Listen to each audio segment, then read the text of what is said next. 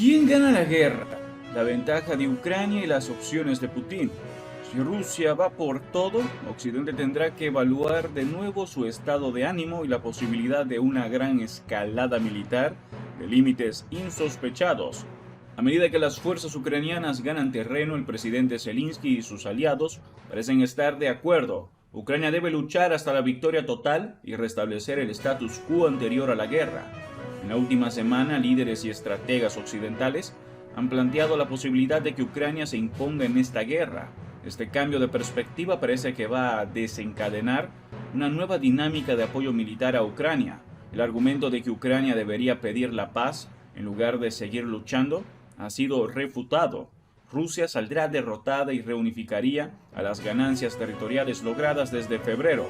Ucrania no reconocería ni la anexión de Crimea ni los estados secesionistas del Donbass y seguiría su camino de adhesión en la Unión Europea y la OTAN, quizás alentados por sus victorias parciales, por la recuperación de territorio, por el firme apoyo de Estados Unidos que ha alzado la capacidad de respuesta de Ucrania. El grupo de expertos estadounidenses del Institute for the Study of War, o ISW, juzga que la actual ofensiva rusa en Bakhmut y cerca de Donetsk no tiene ningún sentido y carece de importancia militar.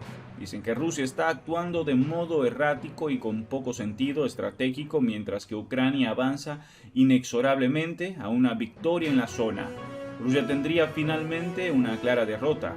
Su aventura le acarrearía enormes costes que ya está pagando y unas sanciones económicas que no se levantarían durante mucho tiempo. Moscú no ganaría nada con esta guerra y el régimen de Vladimir Putin caería tras un debilitamiento fuerte que daría paso a otro gobierno. Se llegaría así a una Rusia, según el deseo del secretario de Defensa de Estados Unidos, Lloyd Austin, debilitada hasta el punto de no poder hacer el tipo de cosas que ha hecho al invadir Ucrania. ¿Realidad o propaganda?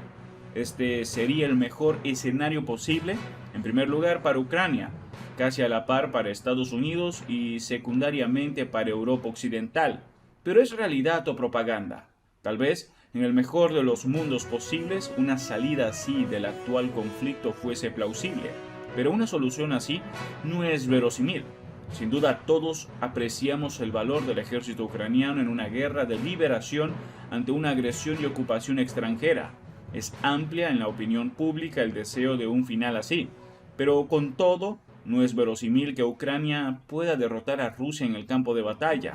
No es fácil que Ucrania sea capaz de rendir a las fuerzas rusas mediante el desgaste o superándolas con astucia.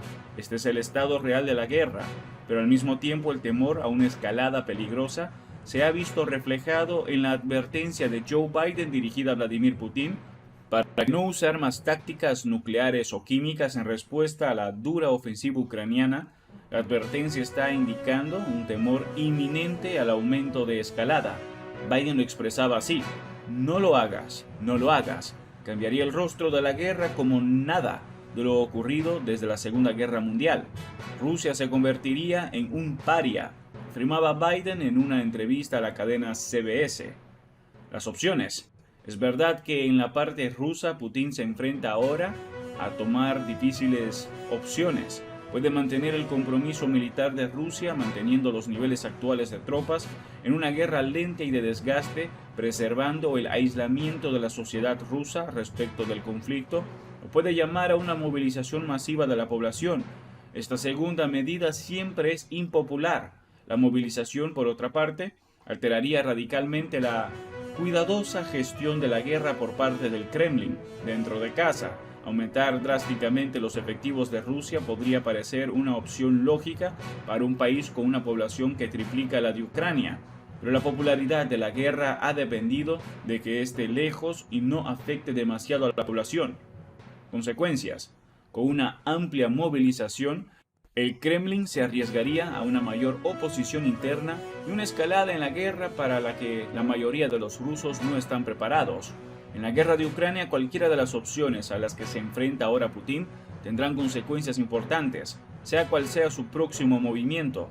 Europa y Estados Unidos suministrando al ejército ucraniano las herramientas, la logística y el apoyo a sus ofensivas deben considerar cuidadosamente las implicaciones y el efecto al que podría estar enfrentándose. Aún en el plano de guerra convencional, una decisión de Putin de movilizar a la población rusa, de instituir un servicio militar obligatorio y de convocar a cientos de miles de nuevos soldados, plantearía nuevos y duros desafíos tanto para Rusia como para Occidente. Para Ucrania y Occidente, una movilización rusa sería un shock. Las debilidades del ejército ruso se verían fortalecidas y señalaría una firme resolución de los dirigentes rusos para evitar la derrota a cualquier precio, incluso con el coste del apoyo interno. Si Putin se lanza por todas, Occidente tendrá que evaluar de nuevo su estado de ánimo y la posibilidad de una gran escalada militar de límites insospechados. Si este contenido es de tu agrado, no olvides comentar, suscribirte, dejar tu me gusta y compartir el video. Ayúdanos a crecer para llegar a más personas. Muchas gracias por tu apoyo. Joe Biden nominó a una nueva embajadora de Estados Unidos en Rusia en plena tensión por Ucrania. La elegida por el presidente norteamericano es Lainey Tracy, actual representante del país en América y quien fue la número 2 de la embajada en Moscú entre el 2014 y el 2017. Joe Biden nominó este martes a la diplomática Lainey Tracy como nueva embajadora de Estados Unidos en Rusia, en un momento de máxima tensión entre Washington y Moscú por la guerra de Ucrania. Tracy, actual embajadora en Armenia, tiene que ser ratificada por el Senado estadounidense y aprobada por el gobierno de Vladimir Putin para poder asumir el cargo. De ser así, la diplomática se convertiría en la primera mujer al frente de la legación estadounidense en Moscú y sucedería al embajador John Sullivan, quien concluyó su misión a inicios de septiembre. Tracy, embajadora en Armenia desde el 2019, habla ruso y ya ejerció como número 2 de la embajada en Moscú entre el 2014 y 2017. Miembro de carrera del Servicio de Exterior, ejerció también como número 2 en la embajada de Turkmenistán y trabajó en las legaciones de Pakistán y Kazajistán. Además fue asesora principal sobre Rusia en el Departamento de Estado y directora para Asia Central en el Consejo de Seguridad Nacional de la Casa Blanca. Tiene una licenciatura en estudios soviéticos por la Universidad de Georgia y un doctorado en jurisprudencia por la Universidad de Akron en Ohio.